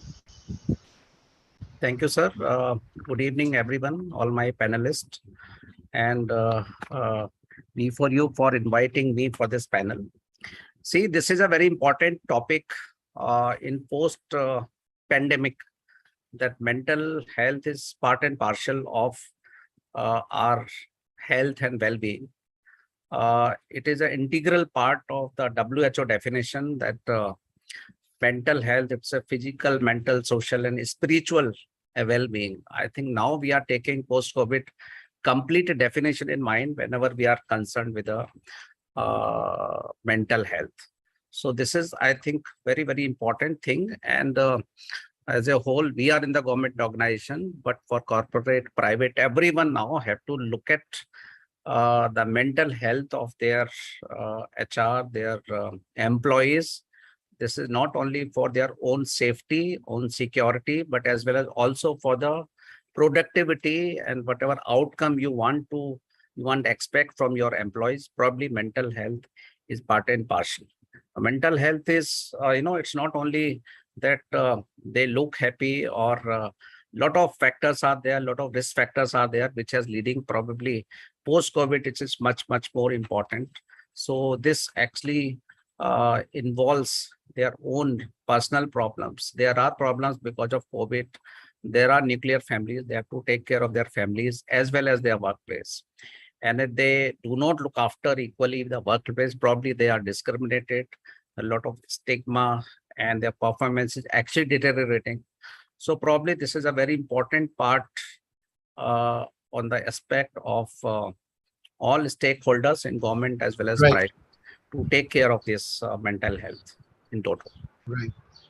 Dr. Gopal, we are very fortunate to have you with us. You are more qualified when it comes to implementing a preventive approach, because, it might need a regulatory push at times, to ensure that it happens. But your initial remarks when we talk about, preventive approach to combat mental health concerns, how has it evolved over the years, according to you? Sorry, it's on mute. Thank you, Rohit, and thank you for this opportunity to share my thoughts and views. No doubt it's a very big issue, and I will just take the things forward where Dr. has left. It took around 40-45 years to arrive at a definition of health. That means it's a state of physical, social, and mental well-being, not merely an absence of disease. And for implementing that some few parameters were agreed, that is health for all by 2000. At that time, it was only focused on the health. And an approach was designed that is comprehensive, the primary healthcare approach. Then the goalposts were shifted from this health to millennium development goals SDGs. That's now we have moved from the health, from the disease. It was way back before the formation of WHO, it was disease. From there, we come to the health with the indicator we try to measure. From there, we have now, the paradigm is now shifting towards the wellness part. That means if you are well, then you can always enjoy the physical, mental, and social well-being. So we are focusing more on the well-being. Apart from that, if you talk about the regulatory things, we have the Indian Lunatic Act to 1912, where it was a involuntary admission and the doctors were responsible for providing treatment. And it is at the discretion of the doctors for providing treatment to the patients. Then in 82, we are having a national mental health program. We started the national health program when in India was signatory to the Alma-Ata Declaration, and we thought that at that time we should be doing something for mental health. There also we have started this mental health program, which was more or less centered towards awareness as well as preventing and providing treatment to these people. Then we had this National Mental Health Act in 1987, where we have tried to see that from the involuntariness, it was become a voluntary. That means the patient family and the patient other person can take care of this. But the rights and other issues were not there. Right of a mental person and the issues were not there. And since 1996, we are implementing the district mental health program, where it is focused on more or less providing treatment through the district health network, providing the psychiatric services at the district hospital. We are having around 700 plus districts in the country, and each of the districts would be providing that services which are there. Then it was more or less focused on the preventive strategies for screening of the population, as well as providing treatment and management of the patient at that level. Then in 2014, because this was all centered around the treatment aspect, there were no rights issues. We had then in 2014, we had that national mental health policy, where we talked about the rights. I mean, we have seen the act from the rights lens, right of the mental person in this. And 2017, we had the National Mental Health Act, where we have talked about the criminalizing, because even though act was there, but there were other acts, the other CPR acts were there, which were taking precedence for this mental act. The mental person was not having any right for the property. He was not having the ground for divorce and other things. If the person is not mentally sane, there were certain issues with that. So in that, all the things were addressed during this 2017 Act. And with now, you see what change has come. Previously, for the ECT the therapies, no consent was required. Now, a consent is required and the anesthesia is required for providing that. We have evolved from that level to this level. And the district mental health program might have seen that there would be many societies which have been formed at the mohalla level as well as the village level, which are trying to provide some preventive services to these people. So that's one thing. And in the course of discussion, we can discuss all more aspects about all this. No, absolutely, absolutely. No, absolutely. I think you have given an overview, how things have changed, and thank you really for that. Piali, as an expert and someone who has lived, who has a lived experience of what all it means that we are discussing. How can organizations measure progress on mental health at work? What are the bigger challenges, and what are the right ways to do that? Right. Look, I mean, there are obviously different ways of measuring whether an organization has made progress on mental health or not, right? Like I mentioned earlier to you, that there are several tools. That there is a model called CARISAC, which somebody had sort of come up with at least about 20-25 years ago, which a lot of companies do use. You could do a pulse check. There are questionnaires where you kind of talk about whether an organization is able to give you decision latitude, is able to guide you with the kind of work and not overwhelm you with work, and also is able to give you the right kind of support. And on this, it is decided what kind of scores are given, right? But I think the point here is, like I mentioned earlier as well, what is the objective? What is the objective of doing this? Is the objective purely productivity-led, business-led? Because then I do not know if that is the right approach. On the other hand, if it is really about caring genuinely about the mental health state of people, and understanding that mental health is a very, very integral part of physical health, and the two go hand in hand, and there is there's no physical health without mental health, then I think, we're talking about progress, right?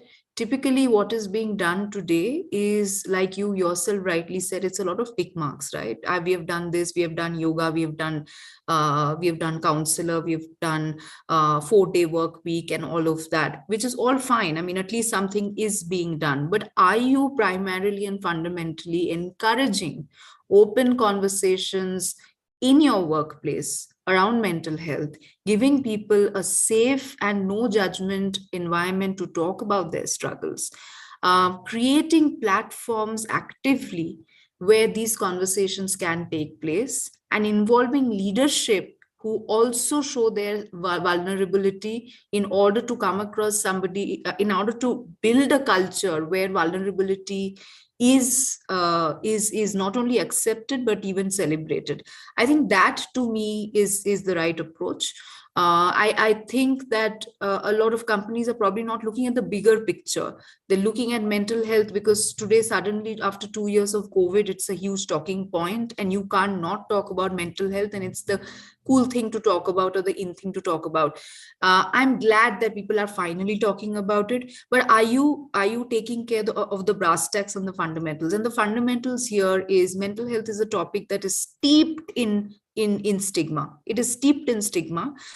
People suffering from mental health issues have always been stigmatized against at work. They've always been seen differently. They've always been, let's say, denied certain kinds of responsibilities. They've always been kind of bracketed as, let's say, difficult or whatever it is, right?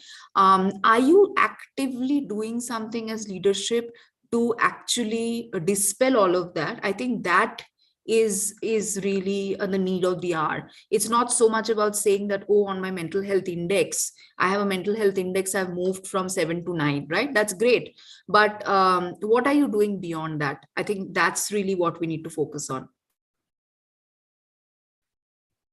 Thanks, Piali, for sharing these insights. Dr. Gupta, I have a specific question for you.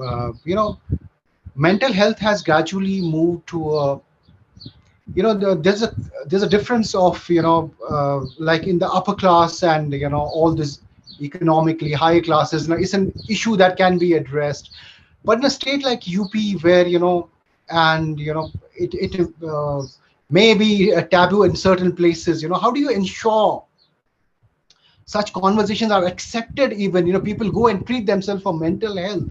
I think it's not still acceptable in a larger part of the India part. Of course, understands the Bharat part is still coming to terms with this thing called mental health. I think there's a lot of taboo. Is it correct? Am I right? And how do you address it? Thank you, sir. I think this is a very pertinent questions. And what you said, for middle and a lower class, right? Still, it is in a taboo for any employee person at a workplace declaring himself not mentally sound or describing or discussing something. Probably, I think it's a taboo. And this, what Madam Piali has said, is rightly discriminated, and they are actually not given the due responsibility what they are supposed to. So this is actually a role of leaders and then managers to ensure that mental health also should be taken care of at the lowest level, right? So what we have to have, we have to remove the stigma. It is not easy, it is difficult. We have to improve the communication at all levels, maybe horizontal, vertical, diagonal.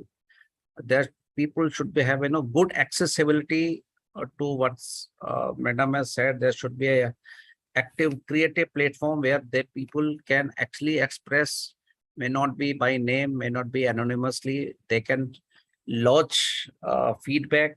Feedback is another way you can get.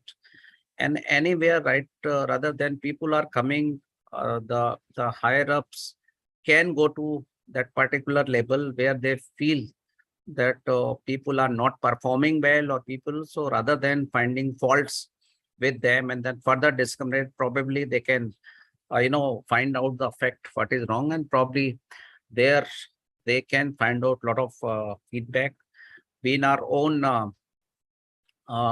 government institute, we have do the open darbar. Again, people may not come, but at least they know that higher up the hierarchy is actually sensitive to their issues, and probably in one platform or other platform, they normally come out and we try and actually approach them directly or indirectly.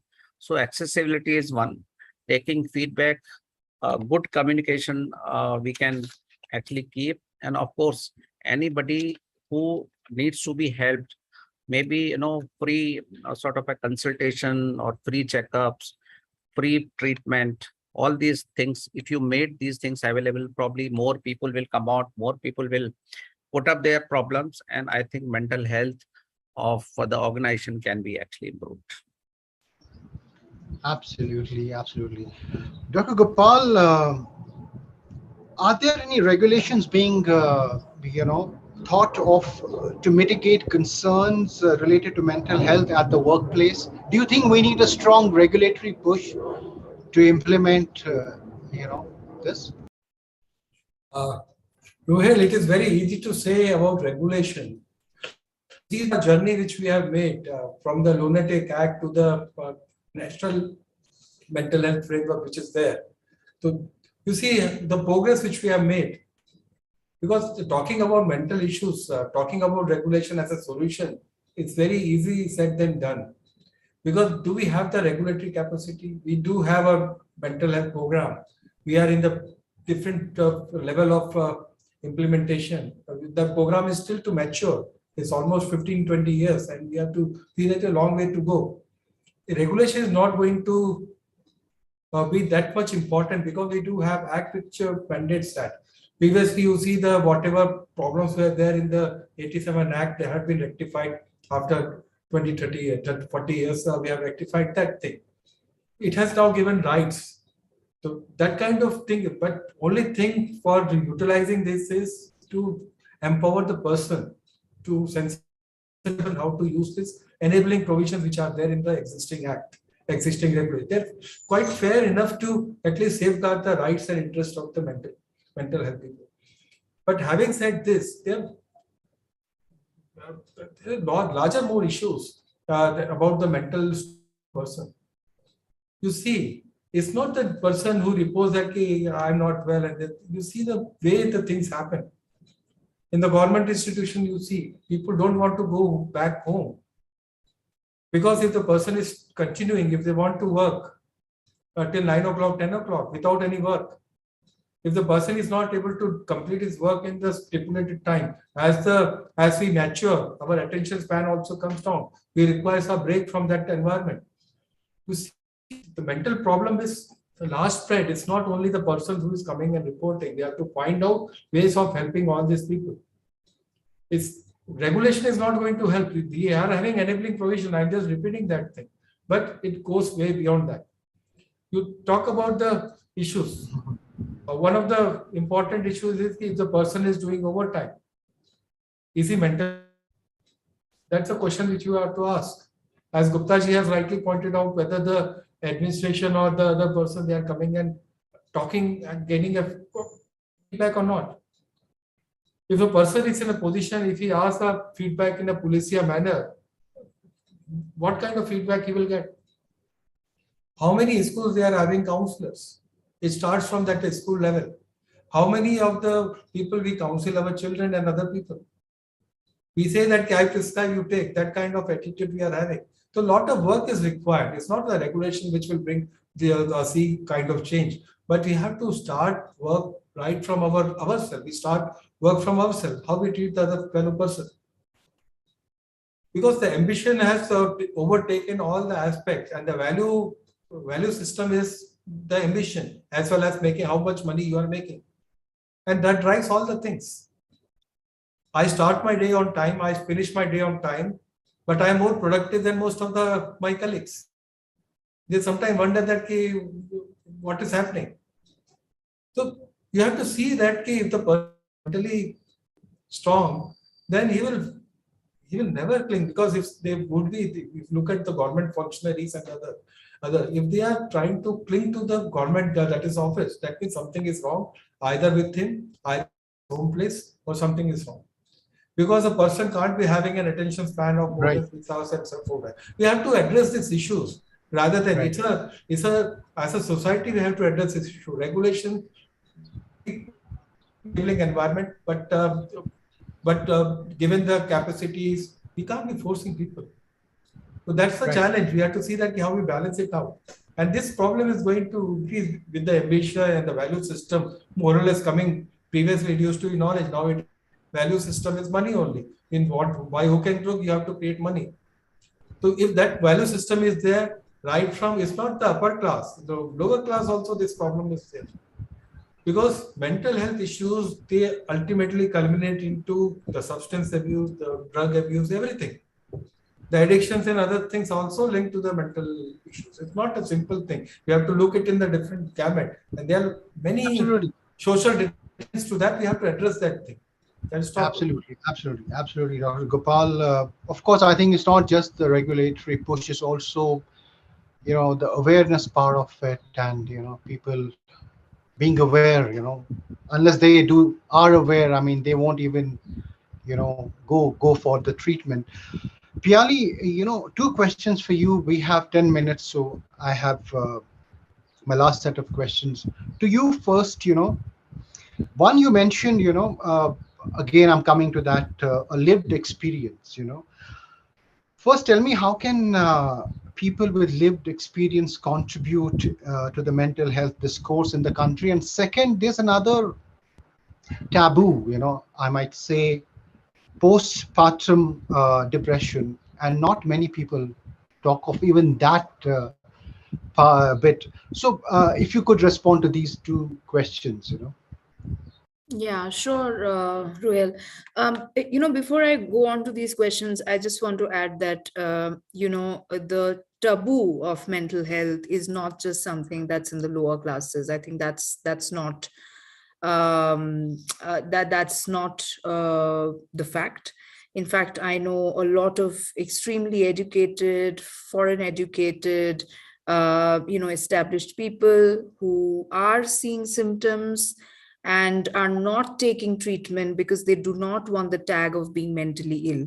Because like Dr. Madan Gopal said earlier in the conversation, mental health was considered being lunatic, right? I mean, you heard about the whole the journey of how from lunatic act it's now become something else. And I think that association, right, and that correlation of mental illness being something to do with being mad or not being okay or being unstable or being a lunatic is something that we still deal with, and it's very much prevalent even in upper class society as well as in middle classes, in all classes, right? Coming to the question of how can people with lived experiences, that is PWLE, people like me, contribute to the overall discourse? A couple of things. One is, I think people with lived experiences should be actively sought out for forums, for discussions, for discourses, for various activations in mental health and the awareness building initiatives of mental health, to come and openly talk about their experiences. Now, everybody has a certain a certain level of comfort in talking about it. Today, I can openly talk about my experiences of living with depression and anxiety. 5 years back, I was not this person, right? And something in me changed and I decided to become an advocate. Now, not everybody is going to be an advocate, and that's fine. But the ones who are ready to talk about it and the ones who actually come out and shared their experiences should be sought out in organizations, outside organizations, to come and share their experiences so that people who do not have the illness know exactly what is it like to live with the illness and the symptoms, and more importantly know that there is a difference between the symptoms of the illness and the human being.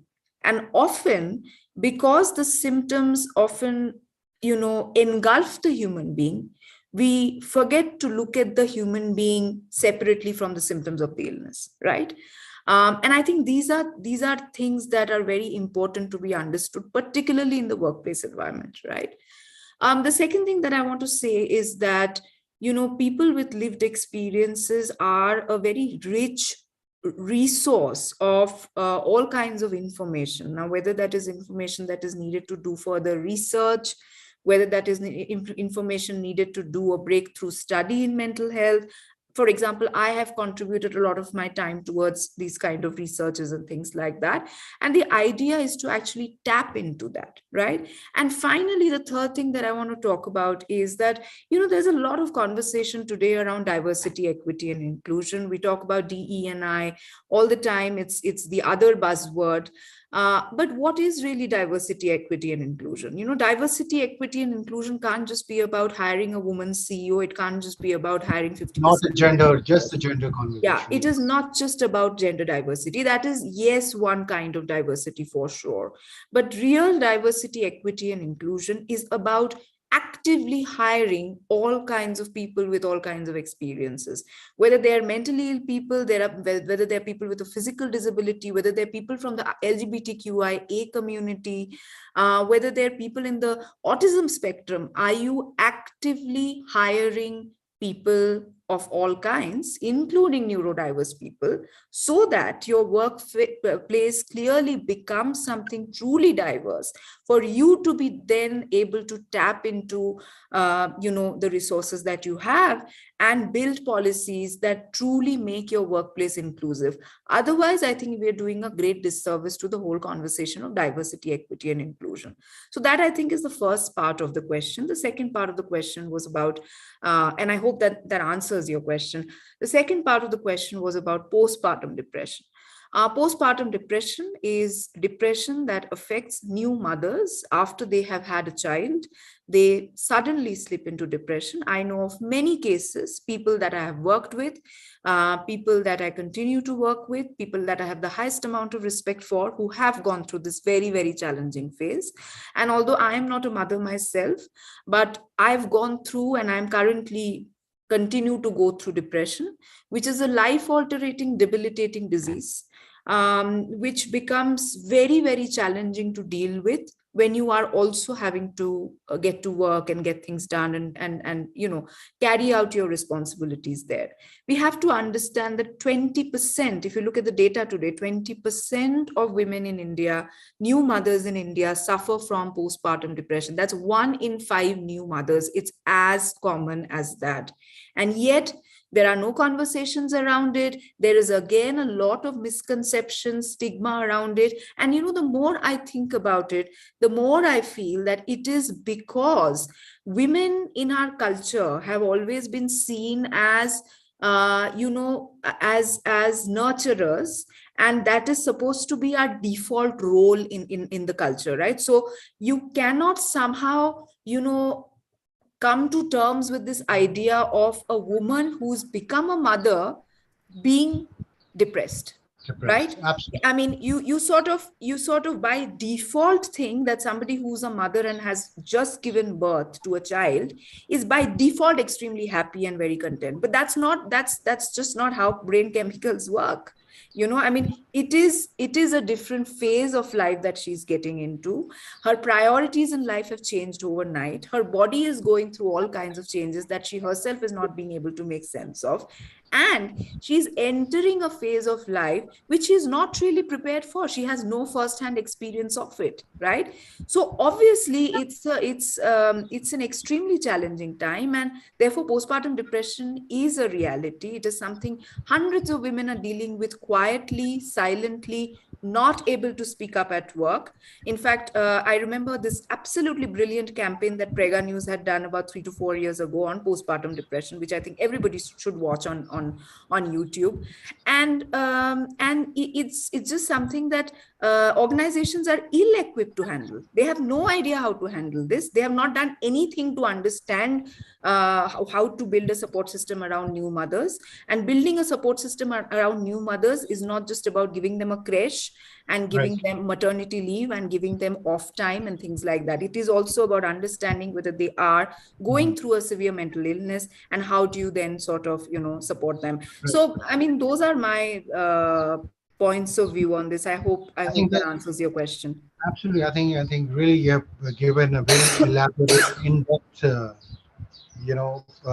view of the problem.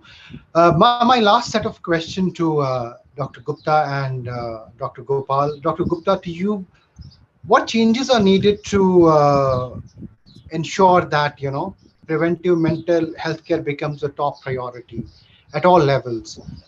First to you, Dr. Gupta. Yeah, thank you, sir. I think if you go to the whole symposium, and ultimately this is what actually the take-home message is for everyone who is listening, and probably this is very important. Now, first and find out, I said, if you want to improve the mental health of any organization, probably you have to understand the facts. You have to find out what the work-related risk factors, which can actually are causing a great mental stress among the employees or the workers. So what is required to be done? You have to have find out the causes. It could be a poor communication, both horizontal, vertical, diagonal. There's a very poor interaction between among the workers to their managers or seniors in any organization. So interaction is important. We have to encourage interaction so that they can come out with their problems, right? Then we have to train our people. One, you can compensate your or you can improve the efficiency of your workers or your employees by empowering them by good training, good skills. If you teach them, you have to look after in case they are working in a unsafe environment. So you have to see the safety of their environment. You have to improve their decision making. Like all the workers, they should be empowered. If they wanted something to be done, something to be modified, probably they should be given the liberty to change. Even our own organizations, objective also should be clear, right? It is not only profit making or your goal achieving. You have to see the limitations in which they are working, and probably they are doing their best. And if you improve their working conditions, probably their output will definitely improve. Then we can promote the mental health by positive aspect of the work. We can make the ambience, good lighting, optimal temperature, availability of, their recreational activity, their, availability of food, good canteen. I think these are various incentives. Then you have to have active measures to improve the mental health. You can have create some platform where people can come and have access. You can appoint counselors where actually they can go and interact rather than interacting with their superiors. Probably they are much better.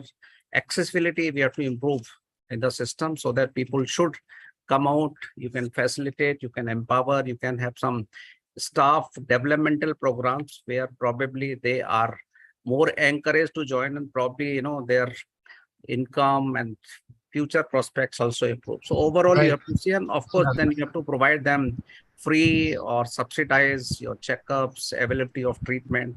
So I think if you see in total, probably you can improve their wage and means to find out, and their wage Right. and means to improve the mental health of the organization. Right. Final words, Dr. Gopal. Well, thanks. One of the important things at the workplace is that we should have a workplace policy for dealing with the mental health of the persons. One way is to adopt that ESG framework, which everybody talks about, but very few adopt. We said that how we move towards adopting that ESG framework. We only create stress to the employees. Now we see that how to de-stress them by creating recreational activities and opportunities for them. It's very easy because many of the organizations, for the sake of recreation, they create gym facilities there. But gym and other thing, only the persons who are interested in doing this, who are the gym enthusiastic, they will be going in. The other games also with the people can play and they can relax themselves. You have to create that kind of culture. The hierarchy has to cut across all the sections. It should not be that I'm the boss, you're the worker. They should all play together. Then only the collective feeling and the camaraderie will come, and the collective growth of the organization can happen. So a lot of things to be done, but the things have to start at our level. What best we can do to see that the person whom we are interacting at the house level, how you are treating with your the household helps and other person. It has to start from there. So how you treat your colleagues and others. We have to start from ourselves, and the organization can evolve and mature around that thing. I will stop here. Otherwise, a lot of things to be done. It's very easy to talk about mental health. This to be done, this to be done. But it should. Right. We have to nudge the people in changing their behavior. It has to start from us, so that we can talk and we can take it forward. Absolutely. I'm really sorry we're out of time, but thank you so much, Piali, Dr. Gupta, and Dr. Gopal, for sharing your insightful thoughts on this discussion. Thank you very much for your time. Thank you. Thank you so much. Thank you. Thank you, esteemed panelists. Thank you for joining us today.